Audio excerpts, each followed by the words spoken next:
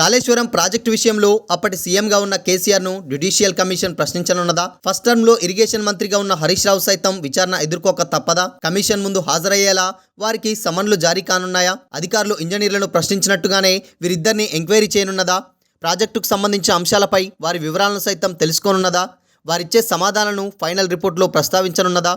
ఇలాంటి అనేక సందేహాలకు అవుననే సమాధానాలే వినిపిస్తున్నాయి. కమిషన్ చైర్మన్గా ఉన్న జస్టిస్ పినాకి చంద్రఘోష్ నేరుగా వారిద్దరి పేర్లను ప్రస్తావించకపోయినా, నోటీసులు ఇస్తామని చెప్పకపోయినా ఎంక్వైరీ ప్రాసెస్లో వారిని ప్రశ్నించే అవకాశం ఉందనే సంకేతాలు అందాయి. జస్టిస్ పినాకి చంద్రఘోష్ నేతృత్వంలో రాష్ట్ర ప్రభుత్వం జ్యుడిషియల్ కమిషన్ను ఏర్పాటు చేసిన తర్వాత ఆయన మొదటిసారి రాష్ట్రానికి వచ్చారు.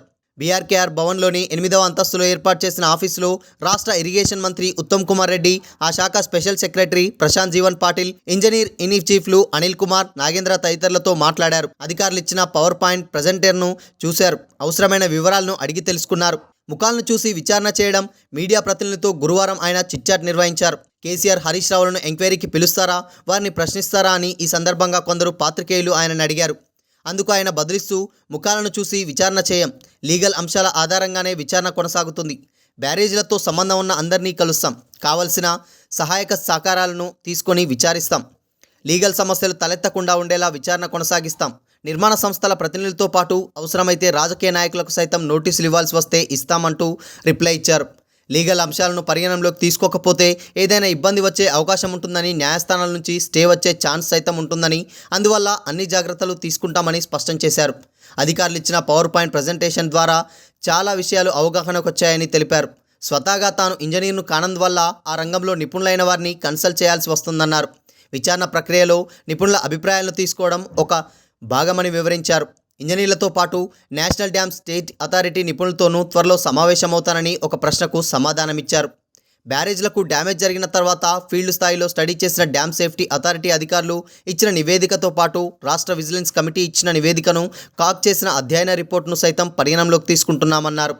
నివేదికల ఆధారంగానే విచారణ కొనసాగుతుందన్నారు.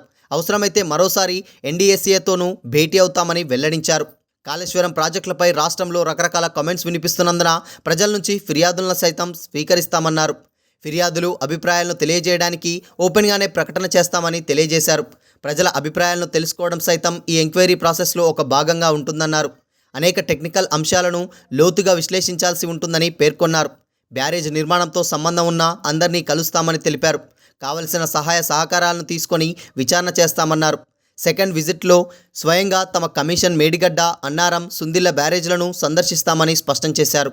రిపోర్టులో పేర్కొన్న అంశాలతో పాటు నిపుణులతో చర్చించేటప్పుడు వీటిపై సలహాలు తీసుకుంటామని తెలిపారు. కాళేశ్వరం ప్రాజెక్టుకు రూపొందించడానికి నెలల తరబడి మేధస్సును వినియోగించామని, కొన్ని వేల గంటల పాటు బుర్రను కంగించామని, మేధోమదనం చేశామని గతంలో కేసీఆర్ కామెంట్ చేసిన సంగతి తెలిసిందే.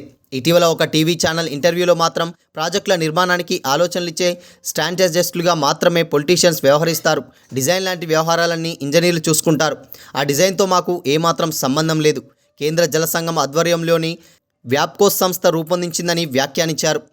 ఈ నేపథ్యంలోనే డిజైన్, ప్లానింగ్, ఎగ్జిక్యూషన్ తదితర అంశాల్లో ఇంజనీర్లు, అధికారులు, నిర్మాణ సంస్థలు ప్రతినిధులు ఇచ్చే వివరాలకు అనుగుణంగా కేసీఆర్ హరీష్ రావును సైతం ఎంక్వైరీకి పిలిచి వారి వివరణ తీసుకునే ఛాన్స్ ఉన్నది.